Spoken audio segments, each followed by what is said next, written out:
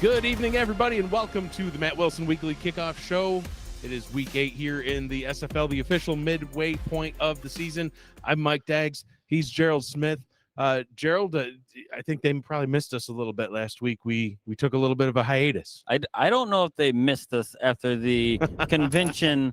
I don't say debacle. It was fun for us. I think it was fun for everybody, but yeah. I think we had to disappear for a little bit. Maybe we did. You know, we toyed with people's emotions for a good solid half hour. We sure became the league's new villain. And I enjoyed every minute of it. But we did get the convention announced. Looking forward to 2025 Baltimore. Looking forward to seeing everybody there. Hopefully as many people as possible can make it. I know a whole bunch of Mexico City Aztecs people are talking about going, so maybe we'll get the best Aztec turnout yet. And we'll see. We'll see which team ends up having the most people there. Can have a little competition going. Yeah, I like all the people that show up at the convention is amazing because we never really know who's actually going to show up. A lot of people say they're going, and a lot do show up, but sometimes it's pretty surprising who you see and who you meet. That's it. So let's recap the past couple of weeks. We'll skip 2 weeks ago. Listen, we announced the convention. We toyed with people. We hid for a week. We're back. Let's just break down what happened last week. So here's what happened last week, right? Florida, they're doing Florida things. First off, 2 weeks ago, they shut out Bossier City. And then last week, they beat your Louisiana Revolution. They beat us. They didn't shut us out. They beat you. They didn't shut us out. You started it. You made a comeback. Yeah. And then lost. Yeah. And then there was a crazy game between Arizona and Fort Worth. Arizona narrowly remaining undefeated on the season. Mexico City and Canton had a defensive battle. If you like defensive games, it was defensive all the way until the very last second. Was a good one. No, it wasn't. Canton got it the win. It was a good game. I know Mexico Terrible. City lost, but hey, it's good for me in the South Division. So. Worst game I've ever seen. No, it was a good one. DC, they took out Bossier City last week. Baltimore, they rebounded from a loss they had, and they took down Houston. So what does that all add up to last week? The entire South lost. It's how the South was lost. It's all coming together, though. I still have a shot. We still have a shot. 2 and 3, we still have a shot. All right, well, what's going to happen here in Week 8? We're going to start Week 8 off with 3 games on Friday. Coming up at 8 p.m., we've got Baltimore at Queen City. Gerald and I will call that game. And then a double header coming up tonight at 10:15. You get Indianapolis and Los Angeles with Chris Curtis and Anthony Ellison. And then Gerald and I will be back. Somehow we're going to get from Buffalo, New York, all the way down to Albuquerque, New Mexico in, about 30 minutes, I think. So Cam's jet. Supersonic jet, baby. The Concorde. They retired them, so we bought them and blazoned them with gold why and not? black. Why not? Cam's loaded. If you got that type of hair, you got to have something good going for you. He's got the money. I hear he's a hand model, too. Sells pictures of his hand. Oh, yeah. That's amazing. It is. Charleston, Albuquerque at 10:30 p.m. We'll do that game as well. That's your Friday slate. So you get 3 games tonight, which is awesome. 4 games on Saturday, starting at 6:30 p.m. We got Atlanta at Arizona with Colin Northrup and Rochelle Colston. I'm told the Rochelle meter is coming. Oh, there's a Rochelle meter. Well, I asked her to bring one. I don't know. Oh, let's see. We'll see if she delivers on the Rochelle meter or not. Mexico City at Chicago will be at 6:45. Jacob Clear, Mark Lopez on the call. At 9 p.m., we've got DC at Pittsburgh with Ethan Muslin and Mark Lopez once again, him pulling a little double duty for us. At 9:15, speaking of duty, we got Cameron Duty and Wade Phillips doing Motor City at Minnesota. That's our Saturday slate. And on Sunday, you got another 4 games for you. Fort Worth at Houston, a South Division showdown that we're going to talk about here in just a couple of minutes' time. Tyler Falk and Mike O'Neill will call that one for us. Nashville at Denver will be at 6:45 with Jacob Clear and Rochelle Colston, each of them doing a couple of games for us this weekend. At 9 p.m., we've got Florida at Carolina, East Division rivalry with Ethan Muslin and Eddie Gage on the call, and Lexington, Vancouver with Tyler Falk and Ramos Lynn. Ramos Dramas, I think he used to be called when he was in the analyst position, because he'd be like, oh, this is going to be XYZ play, and then sure enough, it would happen. Oh, he knew it. He knew it on the old platform what was coming. The old platform, he was like embedded somehow in the code and just knew. And then somehow, I'm not knocking Ramos, he just forgot how to coach, and then you had to come in and be like, yeah, I got this. I got us, Ramos. I just took over the offense. Now we're got the number 2 point differential in the league. Got to get back to number 1. Anyway, Monday night spectacular. Bossier City at Louisiana, a battle for the state. Oh, it's already ours. It's in our name.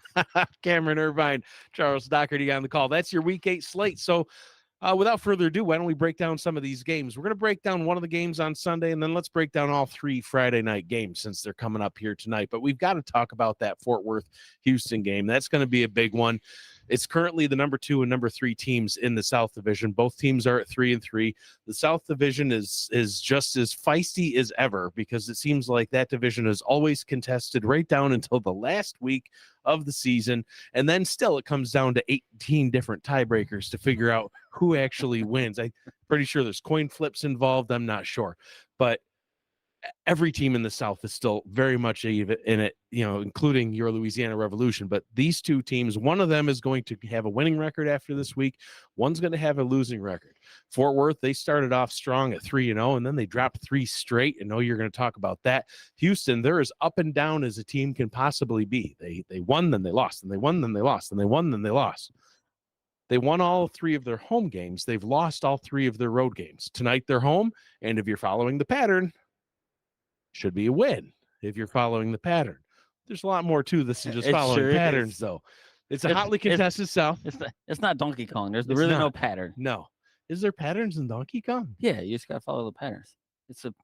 We'll talk later. Every divisional game matters in the South. Every divisional game matters in every division most of the time. But this is one that really could define the season for either of these teams. And it starts on Sunday night. So why don't we start off with Fort Worth? We talked about them being losers of 3 straight after starting off 3-0. Let's talk about that offense. Yeah, and the last 3 weeks, right? They've lost 3 consecutive games, right?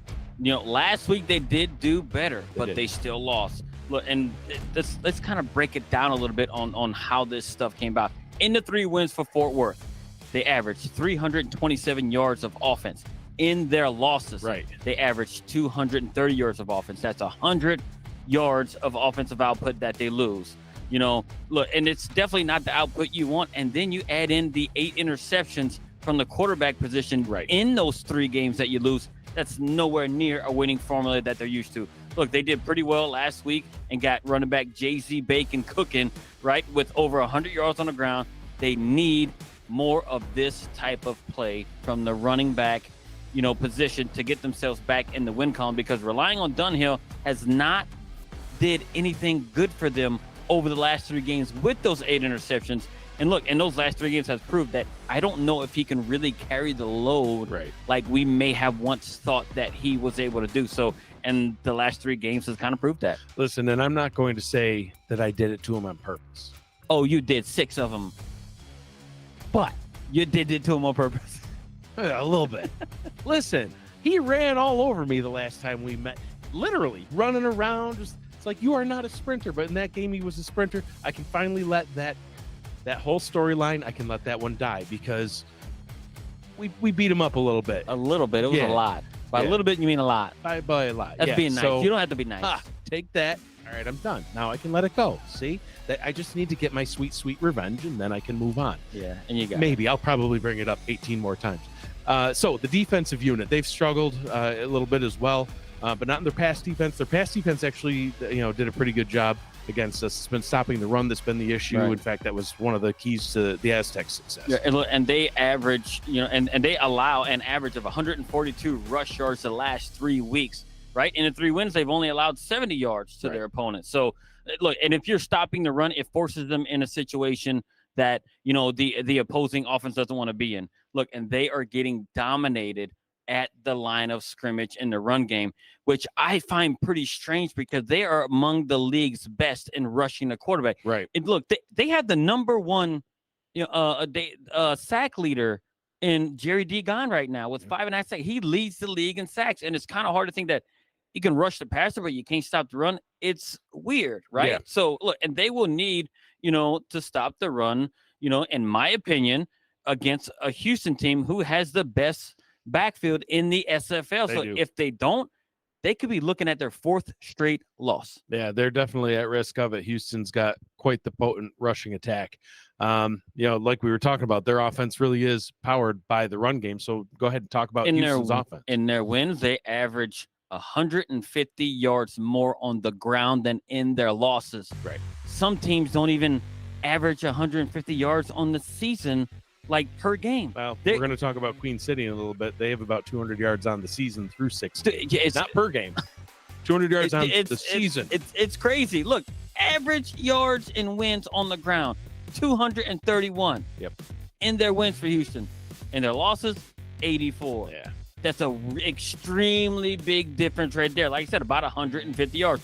Quarterback O.J. Bruin was inactive last week in their loss, but even when he has been active, he hasn't produced much and hasn't been able to propel his team to wins if the run game is not on point. So, look, key to victory this week is to get the running backs rolling. Otherwise, I believe they will struggle.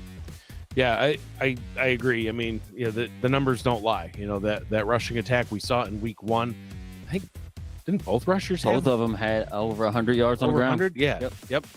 So which is unheard of. You usually don't see two 100-yard rushers in a game. I think it may have been like 280 yards. Yeah, I knew I was going to say 200. I knew there was a 200 in there somewhere. I think it was combined. But it was 280 yards. To 300. It was crazy. Yeah. So if they can get that run game going, then Fort Worth is definitely in for a long night.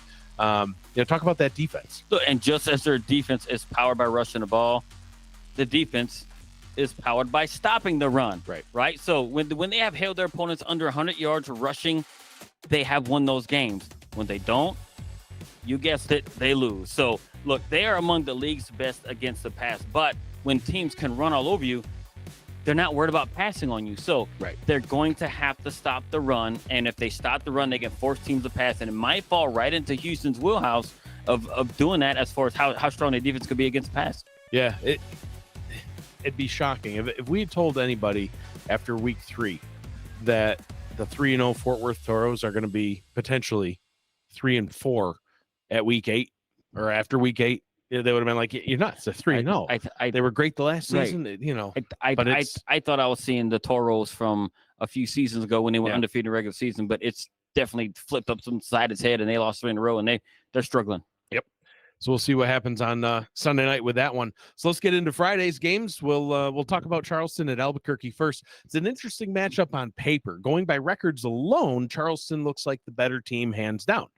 They're 4-2, and Albuquerque, I believe, is 2-4 right now. Charleston, though, they've only played one team with a winning record all season. That one team was Florida. What happened? They got shut out. Yeah, shut out. Yeah, they forgot to score that day. I don't know. I don't think they had to say, but hey, it's true. Just taking shots at Jacob and his team. That's all. So Albuquerque, on the other hand, they played half their games against teams with a winning record. So they've gone up against some tougher opponents. Granted, they've only won a couple of those games. They've struggled. It's an interesting team. You just don't know if they're going to score 34 points in a week or if they're going to score 3. They've done both. They've shut out teams. They've been blown out by teams. Yep. So which Albuquerque is going to show up tonight? Charleston, they have an opportunity here, and they need to take advantage of that. The East is arguably even a more contentious division than the South right now. 4 of the teams in the East Division have winning records. So who's on top? Well, it's Florida. They're undefeated. But, I mean, Charleston's right up there with them. So is Atlanta. I mean, even Carolina, the team that's at the bottom, is 3-3. Yeah, I mean, one win away from a winning record. I just got to talk smack about Carolina. Just got to talk bad about them, and bam, they're going to win again. The Carolina curse. Let's talk about Charleston, South Carolina, and their offense. Their offense will not wow you with anything at all, right? And they have no real superstars, but they are able to get the job done and take advantage of the opportunities that are given to them. Now, I got a question for you. Can you name one offensive player for the Charleston Predators? I can. You can? I can. Which one? Doug Spelling, because he was on the Aztecs. Right. And now he went there. All right, so here we go. Other than that, no. Yeah, so they have, which I think is one of my, because we gave him his nickname, they have the Lake Man on there, right? But if you go, look, you actually, your common person around the league, they can't probably name anybody there on their offense because they don't have superstars. Right. But they're just able to grind it out. That's what they are, a grind it out type of offensive unit, and they do what is necessary to win games. They are a kind of a sneaky team. They kind of sneak up on you, and they just kind of do what they got to do. It's like, I don't know, it's like almost like a ninja type thing. They just do it. Next thing you know, you lost. You're like, what happened? I don't know. Their offense isn't spectacular, but they're winning games. They are winning games. They're 4-2, but going up against teams with losing records. So, it's interesting. The defense, that's where they really shine. That's when they can score points themselves as well on the defensive it's side. crazy because the defense has scored 5 touchdowns this season. Yeah. Right? It's a league best. They have returned 5 of their 11 interceptions for touchdowns. That's crazy. They're also third best in third down defense, only allowing 38% conversion to their opponents. They're a very opportunistic unit that could actually turn any turnover into instant points. So when you're doing that, it's helping out your offense and all that, and it's actually putting your opponent in some sort of a shell shock type situation where they're like, what happened? We were maybe looking to take the lead, and now we're like 2 scores down because we done threw a pick 6. And I feel like I'm pulling a Gerald right now by talking a little bit negatively about Charleston. I can't help but hammer that point home because I'm really interested to see what happens. Are they good or are they lucky? They can only play the opponent that's in front of them. Understood. So, but look, to your point, they haven't played top tier talent. When they have, they've lost. Right. So, but we're going to see. But even in terms of the interceptions, you're not going to returning practically half of your interceptions for a touchdown. You're not going to be able to keep that up. No. So the offense is going to have to step up and put up those touchdowns instead, because you're not going to keep getting those defensive touchdowns at that rate. And their offense isn't, and I mean, their defense isn't terrible. Right. It's serviceable. It's gotten them in good situation. That's why I said this offense grinds it out. Meaning they'll just grind it out and kind of find a way to score when they need it, and they've done that so far. So for sure, look, I mean, it's gotten to 4-2. I wish we were 4-2. We're not, but look, I'll take 4-2 against crappy opponents all day. 4-2 instead of 2-3 against pretty stiff opponents. 4-2. Yeah, that's what's up. Anyway, that's not what's up. Albuquerque. Like I said in the my intro to the game, I really don't know what to make of them. Sometimes they look great, sometimes they struggle. Talk about their offense. And in their losses, they struggled hugely. The offense seems to get stuck between the 40s on their drives, and it's been drive killers for them. Like the run game has struggled, which hurts their offensive production. For most of all their games, the bright spot has been Cyrus Drive on their offense, who is number 6 in passing. But we don't have a running game, and you can't consistently win. Like I said, if they've been anything, they've been consistently inconsistent in what they're doing. So it's like, hey, look, we can score 30 points on somebody. Next thing, we're just going to lay egg and score kind of nothing because they've been shut out already. So, so here it is. And I don't know what we're going to get from this offense from week to week. I don't know. Yeah, I don't know. We'll see what they put out tonight at 10:30 when that game gets started. The defense, statistically, the Adams, they're pretty good overall, but they are giving up quite a bit of points. Yeah, 20 points a game to their opponent, which isn't terrible, but when your offense is only averaging 16 points a game, it turns out to be bad. So it becomes difficult for them to be able to stop the opponents and actually allow their offense to go down to score points because their offense isn't scoring enough points for them. So they're doing pretty good on paper, right? But once it goes into the game and they end up just getting stuck in these weird situations because their offense are not able to consistently put up points for them. Yeah. Well, we'll find out what happens tonight as that game gets started at 10:30 p.m. Eastern time. Let's talk about Indianapolis at Los Angeles. Indianapolis, that's another confusing team to me. They've beat 2 teams that are 4-2. It's funny. And then they lost to 2-4 Motor City. With Motor City is not very good. They're not so great. No, Indianapolis, they are fresh off of victory against the aforementioned Albuquerque Adams. And they're very much in running for Central. Even at the 3-3 where they are right now, they're currently at number 2 in the division behind Minnesota, who they beat in week 1. That's one of the 4-2 teams that they beat. So if Indianapolis can go to 4-2, they'd actually take that number 1 spot away from Minnesota, depending on what Minnesota ends up doing this week. So it's still very much in play, but they can't afford to lose games that they should win. And in my opinion, this is one of those games. Los Angeles, they're 1-5 right now. They did beat Carolina in week 4. They are back home tonight for only the 3rd time this season. It's, in my opinion, it's do or die time for them, right? They gotta start winning games. If they don't win this one, they're going to fall to 1-6. And then they are running into a little bit of a gauntlet here. Their next 2 games are on the road in Mexico City, and then they're back home hosting Canton. You're being generous. Let's start with talking about Indianapolis. Look, they were my preseason pick as a team to watch as a potential division winner for me. And they're up there. And I still stand behind my statement, right? Yes, at times the offense couldn't score any touchdowns, but they have one of the toughest schedules thus far. 4 of their 6 games have been against teams who now sit at 4-2. Yep. Right. And guess what? They were actually able to win.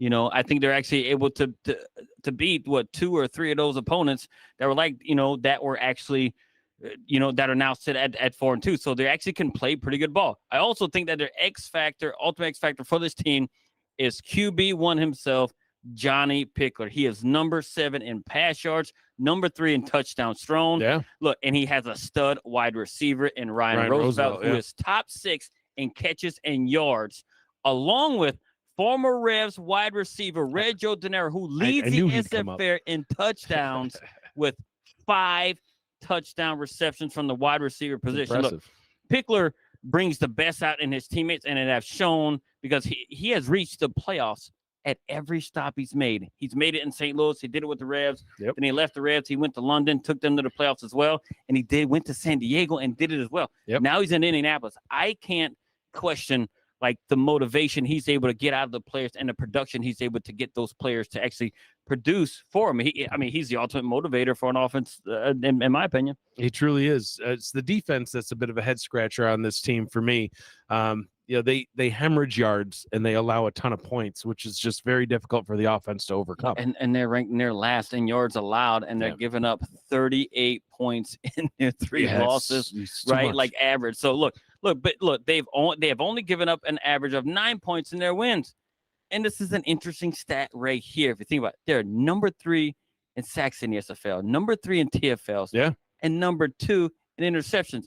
Doesn't sound like a team that has given up 38 points 3 times. It does not. 3 times. It seems just weird to me. Look, they need to find the consistency to be as dominant as they were in their wins. And if they do that, I think we can see them start to turn it around because they do have the tools to do so. And they've shown with the quality teams that they've beaten. Yeah, absolutely. And that defense really needs to limit those points allowed, and let the offense do their thing. It's like I tell Ramos, because, I take care of the offense for the Aztecs and Ramos takes care of the defense. I tell him every week, if you can please do me a favor and just hold the other team to 0 points, I'll get us the win. I don't really think that's asking that much. But he always, I don't know, he gets mad. He starts yelling at me in Spanish. I don't know what he's saying. Pendejo, something, I don't know. Anyway. And you can just take it when I say yes. Okay. Yeah, yes, sir. I'll just mind my business. So anyway, let's talk about Los Angeles. We can get right into their offense and their defense. They're a tough team to figure out. Yeah, look, they are the new Carolina Skyhawks in that they just find ways to lose games, right? Because most games they start out playing pretty well, and they're like, oh, hey, I even picked them one week. You did. And I'm like, I was about ready to text you at half and be like, dude, they're sticking it to them, and then they just fell apart. He did and then bam says, nope, they run into this brick wall, and they just collapse. It's like, I feel like they're like a lost puppy that they're at the door that says push, but they're trying to pull it. It's like somebody, you know what I mean? It's like they don't know what to do once they get a lead or something. They just collapse. So look, and it's strange, right? Because they have such a good, talented team. Now, maybe, hear me out. Maybe, I'm sorry, Rochelle, it's time. It may be time to bring in a new coach to see if they can turn things around. Because let's be honest, their season is done. I'm being honest. Their season's done. They're 1-5. They're not getting into the playoffs. They're very likely. No, they're not having a winning record. At best, 6-6. It'd be very tough. But I think they're going to end up like a 3-9 or 4-8 type team. But their season's done. They need to start trying to figure out something a little bit more, and maybe start looking at next season. Yeah, I don't disagree. I hate writing a team off at the midway point of the season. It's tough to do, but they are very likely going to be 1-8 here after these next 3 games, and you ain't coming back. Look, from that. you landed that blow so softly. I tried. It was like I'll just give to him because I can picture Rochelle just sitting right there, just staring at us, just like.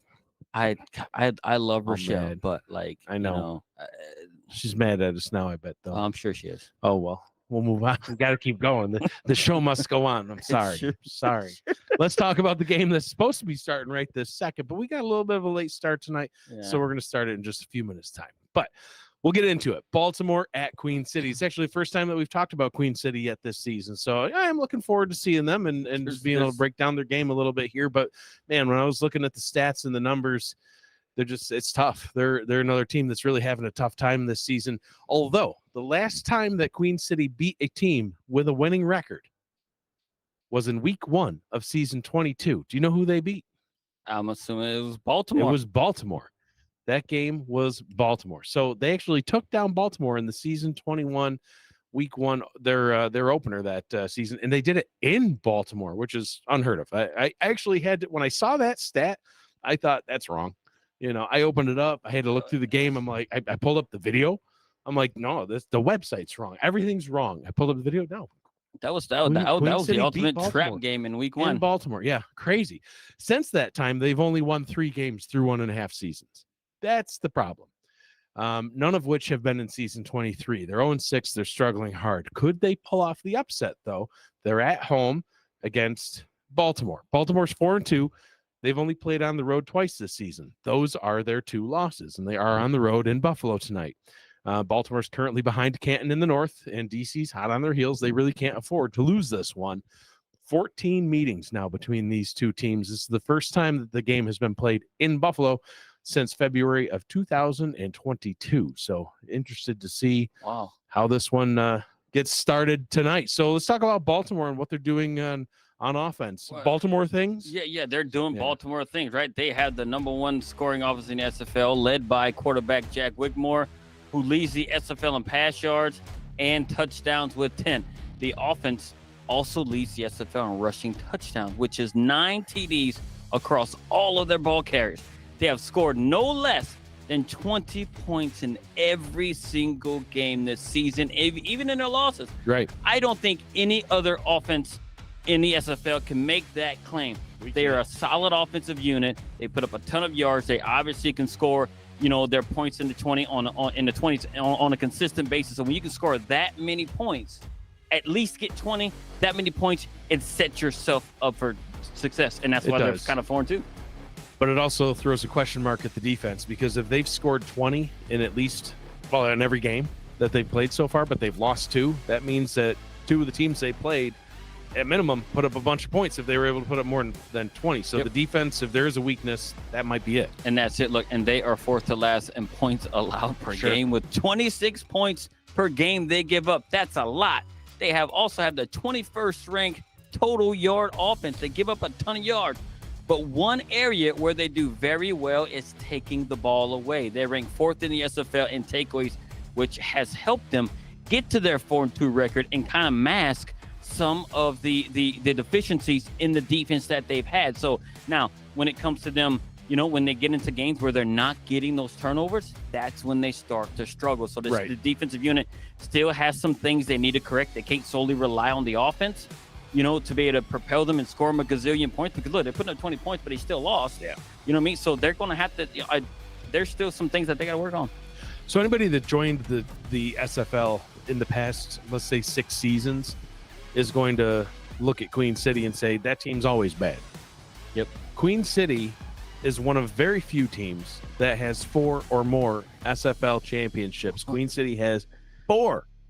They were once called Ring City. Ring City. Talk Queen about City, Queen Ring City. City. Yeah. Right? Look, and that's no longer in the minds of SFL fans. Like you said, not. a lot of people who just were newly to the league. It's years in the past. Yeah, so they don't know the history of Queen City, right? They have not had a winning season since season 17. In that time, since they have gone winless in the season and have not won any more than 5 games in that same span. They are last or near last in all statistical categories in the SFL. That's offense and defense. Look, there just isn't a whole lot good coming out of Buffalo at the moment from a team that was considered one of the best franchises in the league for a while with their 4 championships. They are in desperate need of a change in some way, shape, or form to turn the franchise around, to get themselves back into that Ring City type days that they once have. Now, how they're going to do it, when they're going to do it, I don't know.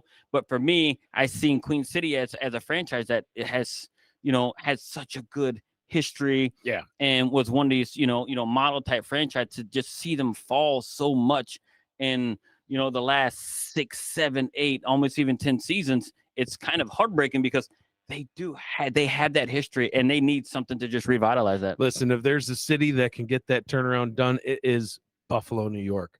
They can get it done. I got faith in them. That's where my players started before I ran off to the Aztecs and then had a lackluster career. You went ring chasing, and Matt's like, no, bro, I already got that. Yeah, I already got that. You're late. You're done.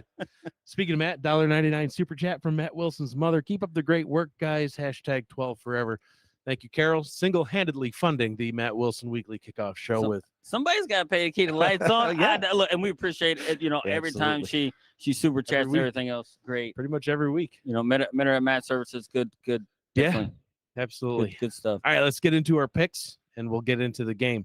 Currently on the season, I am 11-8. You are 14-5. Doing good. You're doing good. I mean, I gotta have a winning record in something because the Revs aren't quite doing so good. Yeah, so you may as well be good at picks. I gotta do something. We're only gonna pick a couple of games this week, just like 2 weeks ago when we made only a couple of picks. You picked Houston, Mexico City. That a boy. I picked Charleston, Mexico City, and Houston, Mexico City got it. So you added on a couple of games, and I fell even further behind. All right, let's talk about this week's picks. We'll do the 2 games that we broke down that we are not calling tonight. We'll start with Fort Worth, Houston. Who do you got? I dropped a dump truck full of crap on Fort Worth. You did. But for some reason, I don't know. I'm feeling it. I'm feeling like Marcus Dunhill and J.C. Baker is going to get it done. Fort Worth goes into Houston and breaks that pattern that you talked about, and they get the win and get themselves there, break that losing streak. No, they don't. I'm going with Houston because Houston's at home. They've done good at home this season. Fort Worth has done poorly on the road. Why? I don't know. I'm just going by statistics, and win, loss. They're due for a win. If we're going by that method, that's the one. The Revs should win this week because on every game week before we go to bye week, we've won. If this happens, Cameron, I need all our games before a bye week for the end of the season. So the season might be 30 weeks. Yeah. So we just got to get it done. No. Indianapolis, Los Angeles. Who do you got? I got to go with Johnny Pickler and Mike O'Neill, who's got the coaching range. I think they get it done. LA just doesn't have anything going for them at all. I think it's time for a reboot in LA, like you said. Try some new things. See if you can get something turned around for the second half of the season that you can carry into season 24, hit the ground running there. I'm going with Indianapolis as well. And some final notes. Listen, every team except for Florida and Canton have a bye week next week. The only game next week is the Monday Night Spectacular. We'll have no games Friday, no games Saturday, no games Sunday. There's just one game in week 9. That is your Monday Night Spectacular. However, you already had your break from Gerald and I. You already had your break. Even though there's only one game, and it would be kind of pointless to just break down one game because we know you like to talk. That's why we're doing a show and 2 games on a Friday night. I can't get that. We had a week off. We did have a week off, so now we're back. You don't get next week off from us. We're going to be back next Monday night. We'll kick things off with a mid-season review show. We're going to talk about where teams stand at the midway point of the season as we take a look ahead towards the playoffs. Who's the contenders? Who's the pretenders? Looking forward to that show. Should be a great one. And, of course, we'll break down that Canton-Florida game as well as that one gets started on the Monday Night Spectacular. It all gets broken down on Monday, September 9th. Make sure you are there. But first, Week 8. Baltimore is in Buffalo, ready to take on the Corsairs. Who's going to get the win? As Matt Wilson would say, there's only one way to find out, and that's on the field. We will see you there.